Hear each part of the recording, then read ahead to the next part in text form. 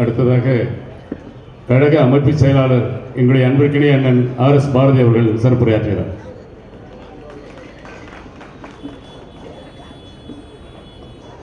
மதுரவாயில்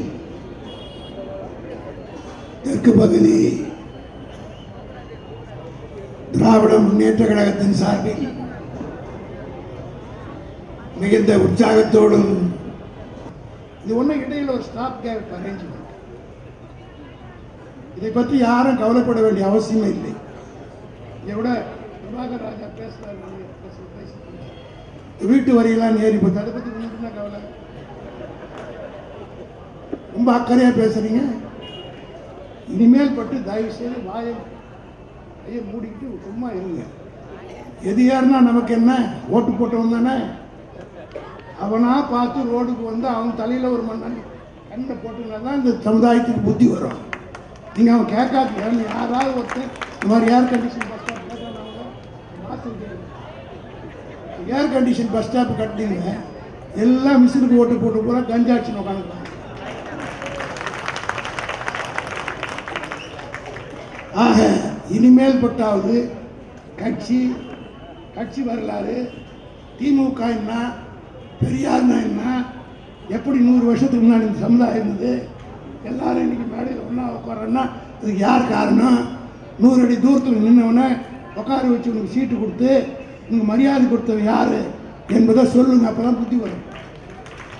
யாரும் என்னவென்று கேட்டால் அவன் யார் என்று அவனுக்கு சொல்லாத காரணத்தினால் அவன் கேட்காதே நீங்கள் போய் சொல்லணும். அது நம்ம மாஸ்டர் சைதாப்பேட்டை தொகுதியில் அவர் செஞ்சாத மாதிரி யாரும் செய்யவே. கலைஞரே முதலமைச்சர் இருந்தார், பெருமையாக சொல்கிறேன்.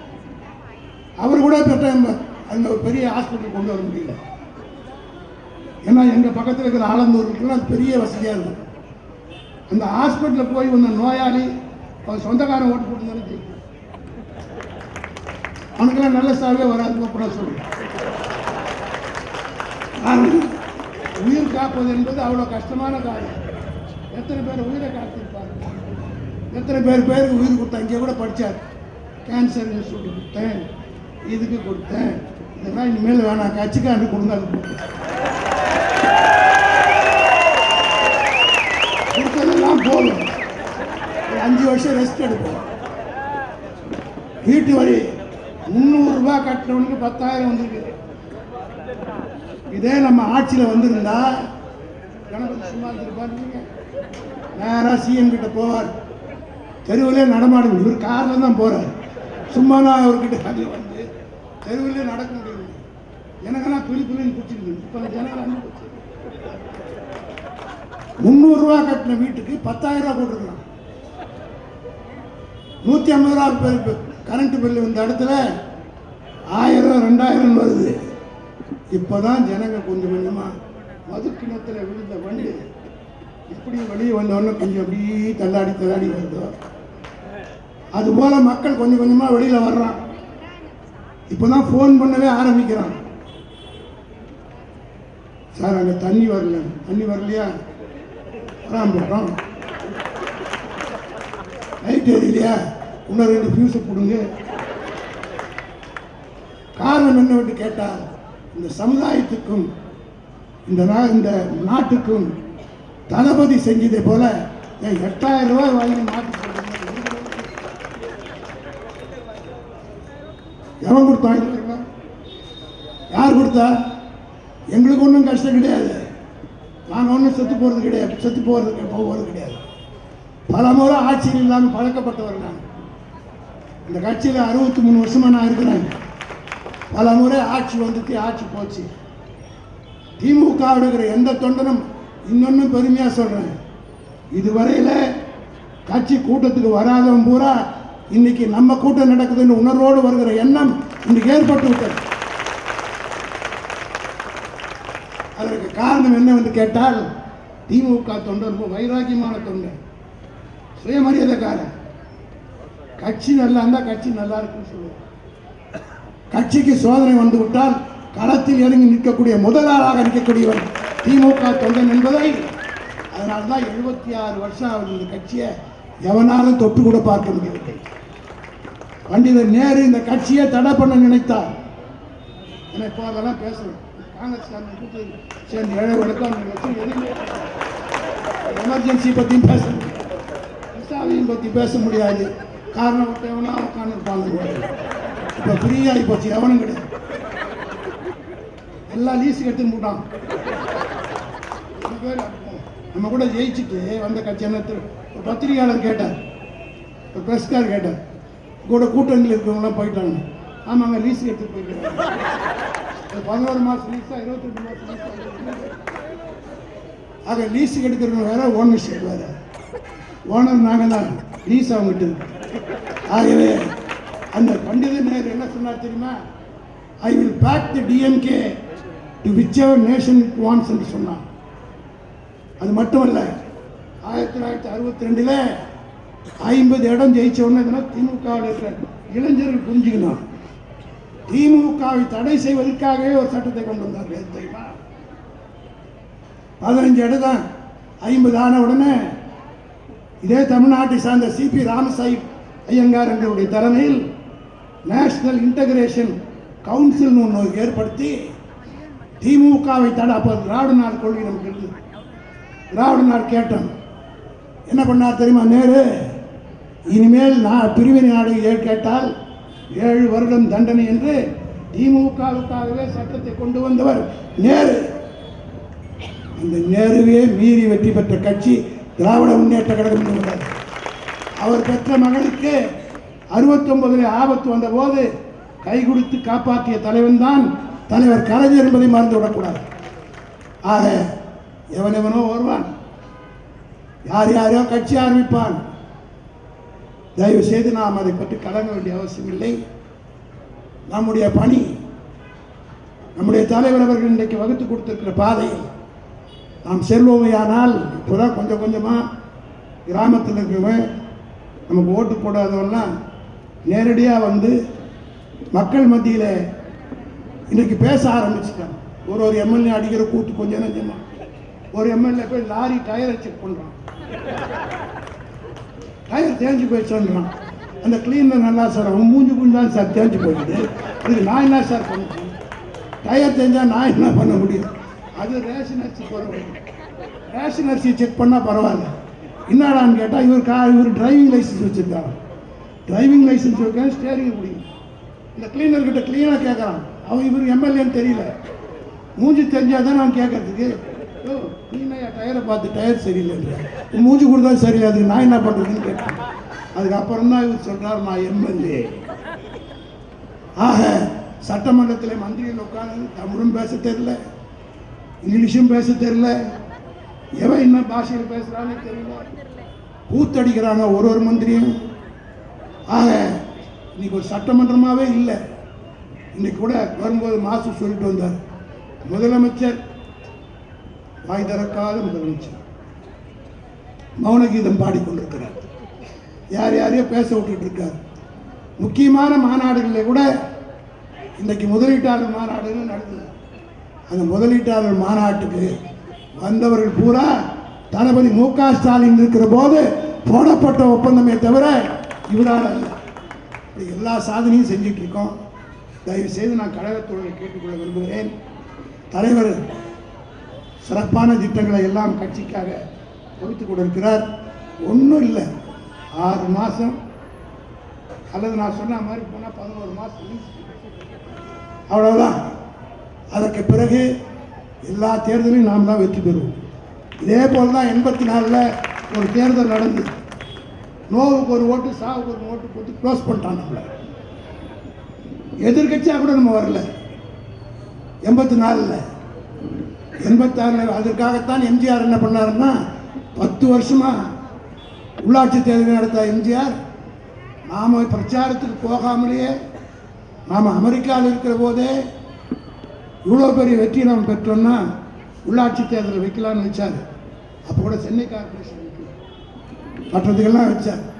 86 தேர்தலில் அருணாச்சலம் போரூரில் வெற்றி பெற்றார், நான் ஆலந்தூரில் வெற்றி பெற்றேன். தமிழ்நாடு பூரா 11 பேர் தான் ஏடிஎம்கே வெற்றி பெற்றாங்க. 102 நகராட்சிகளில் எல்லா நகராட்சி, பேரூராட்சி, உள்ளாட்சி, ஊராட்சி ஒன்றியத்துக்கெல்லாம் டைரக்ட் எலெக்ஷன். ஏன் இதை சொல்கிறேன் என்று சொன்னால், இன்னும் 6 மாதத்தில் உள்ளாட்சி தேர்தல் வரப்போகுது. நிச்சயமாக மக்கள் இதற்குரிய மாற்றத்தை நமக்கு வாக்களிக்க தயாராக காத்து கொண்டிருக்கிறார். காரணம் அவ்வளோ கோபத்தில் இருக்கிறான். தெரியாமல் ஏமாந்து ஓட்டு போட்டோம், உள்ள சொல்லிச்சு, பேரன் சொன்னான், பேத்தி சொன்னான், எல்லாம் பேரன் பேத்தி பேச்சை கேட்டோன்னா ஓட்டு போட்டோமே. நீங்கள் வீட்டு வரி ஏறி போச்சு அந்த பேச்சு. இன்னும் பல கஷ்டங்கள் இந்த நாட்டுக்கு வரப்போகுது, பல்வேறு தொல்லைகள் வரப்போகுது.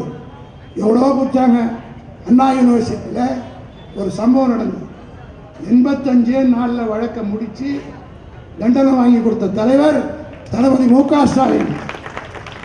இன்னைக்கு இவங்க ஆட்சியில் இவங்க வந்து 100 நாளாவது. ஸ்ரீவைகுண்டத்துக்கு பக்கத்தில் சம்பவம் நடந்து ஏறத்தாழ 80-90 நாளாவது. இன்னைக்கு எஃப்ஐஆரே போடுறது, இன்னும் கேஸே ஆரம்பிக்கல. ஆனால் எங்கள் தலைவர் 85 நாள்லேயே வழக்கை முடித்து தண்டனை வாங்கி கொடுத்து, லைஃப் தண்டனை வாங்கி கொடுத்த தலைவர் தலைவர். இப்படி எல்லாத்தையும் செஞ்சோம். ஆனால் மக்கள் உணர்வார்கள். கழகத்தோட தெம்பாருங்க, எந்த விதமான கவலையும் இல்லை. மீண்டும் நாம் தான் வருவோம். தலைவர் அதற்குரிய கலைஞர் அவர்கள் காட்டிய வழியில் இந்த கட்சியை தளபதி நடத்தி கொண்டிருக்கிறார். அவருக்கு உறுதுணையாக நாம் எல்லாம் இருப்போம் என்ற உறுதிமொழியை இந்த நினைவு நாள் எடுத்துக்கொள்வோம் என்று சொல்லி என் உரையை நிறைவு செய்கிறேன். நன்றி.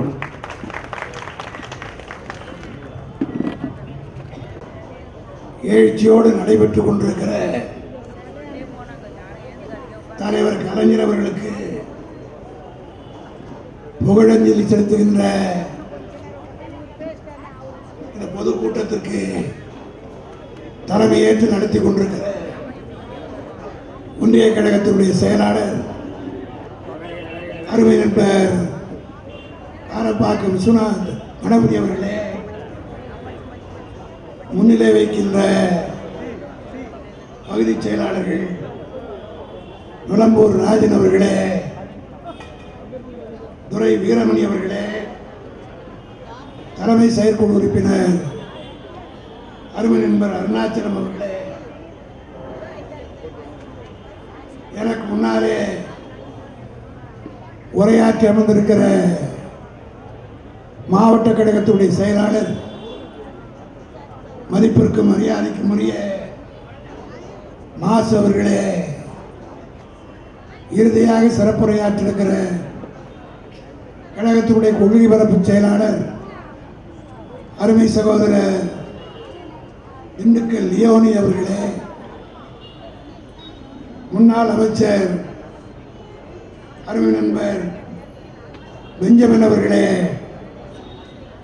கழகத்துடைய துணை அமைப்பு செயலாளர் தாயகம் கவி அவர்களே, வர்த்தகரினுடைய செயலாளர் கவிஞர் காசி முத்துமாணிக்கம் அவர்களே,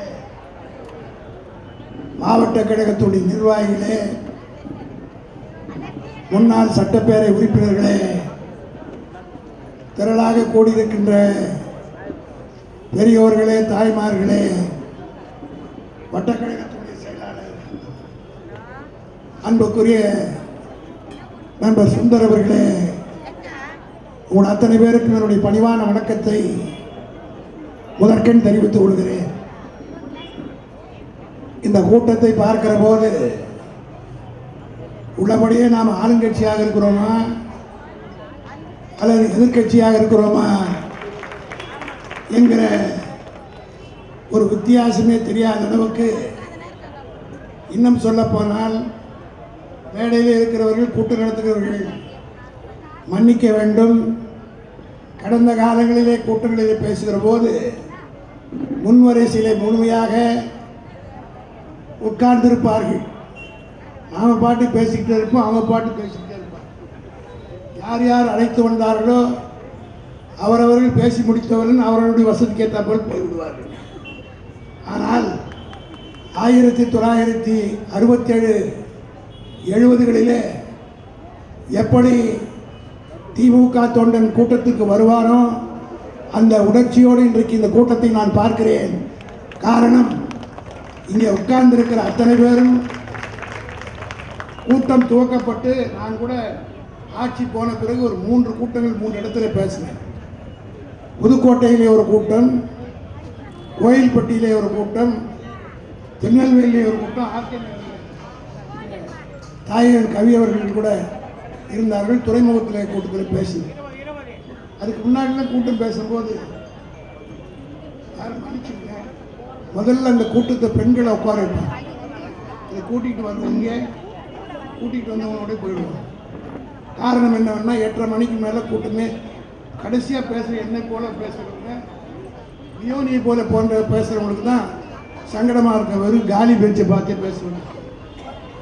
ஆனால் கொள்கை பூர்வமாக உணர்ச்சி பூர்வமாக கூடியிருக்கிற இந்த கூட்டத்தை பார்க்கிற போது எங்களை போன்ற பேச்சாளர்களுக்கெல்லாம் உற்சாகமாக இருக்கிறது.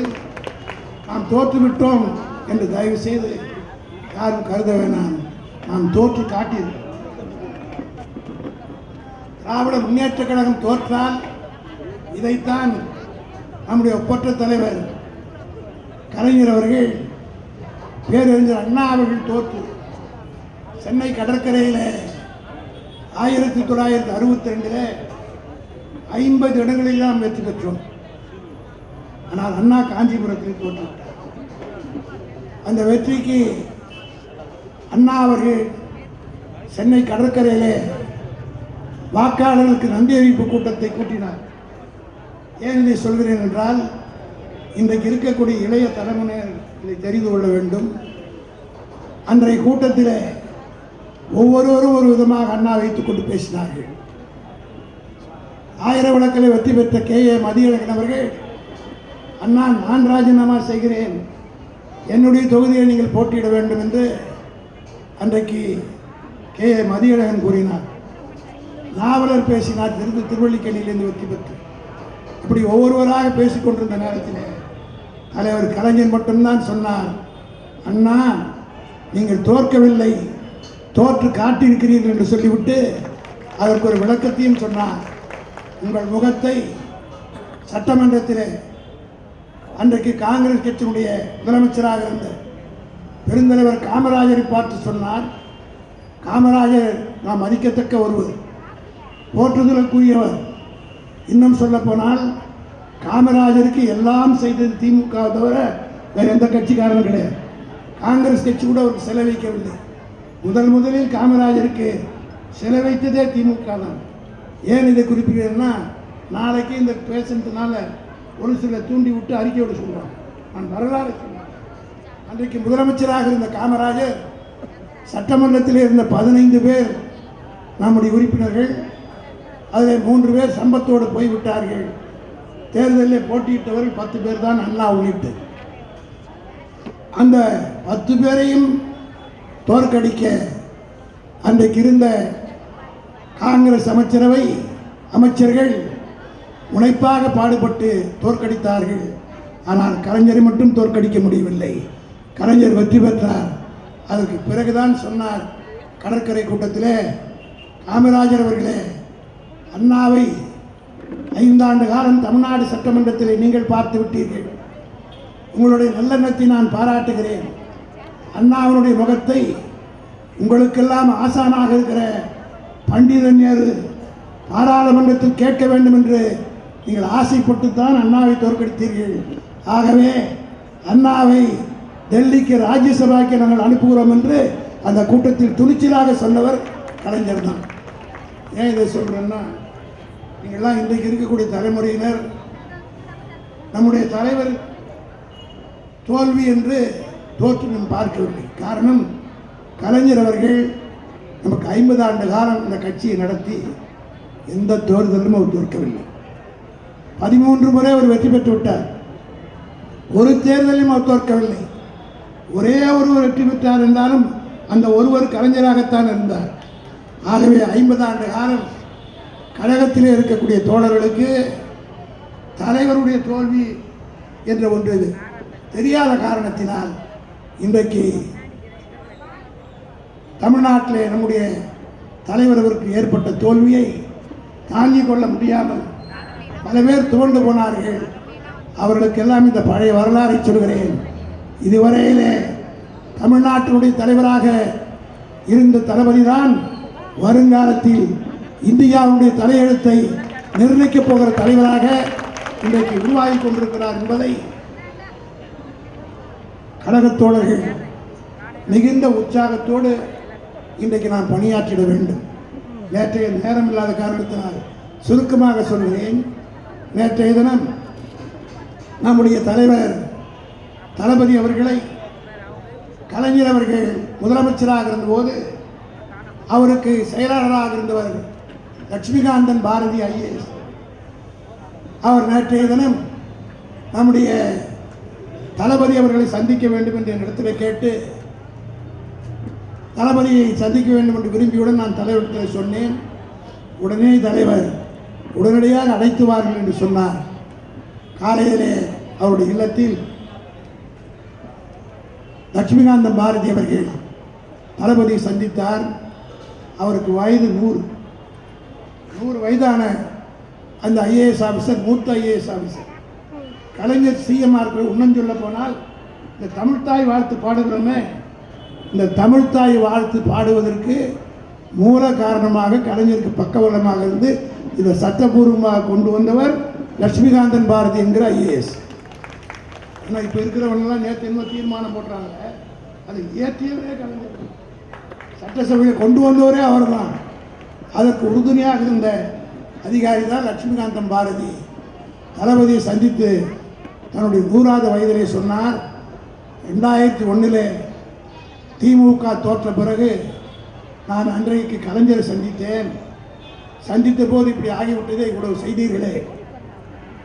96 2001 வரை இவ்வளவு சாதனை சாதித்தீர்களே, தோற்றுவிட்டீர்களே என்று சொன்னபோது தலைவர் மிகுந்த உற்சாகத்தோடு இடத்துல சொன்னார், அடுத்து தேர்தல் வருவது, அந்த தேர்தலில் வெற்றி பெறுவதற்கு இப்பொழுதுதான் இன்று முதல் நாங்கள் வாய்க்கால் வெட்டி கொண்டிருக்கிறோம்.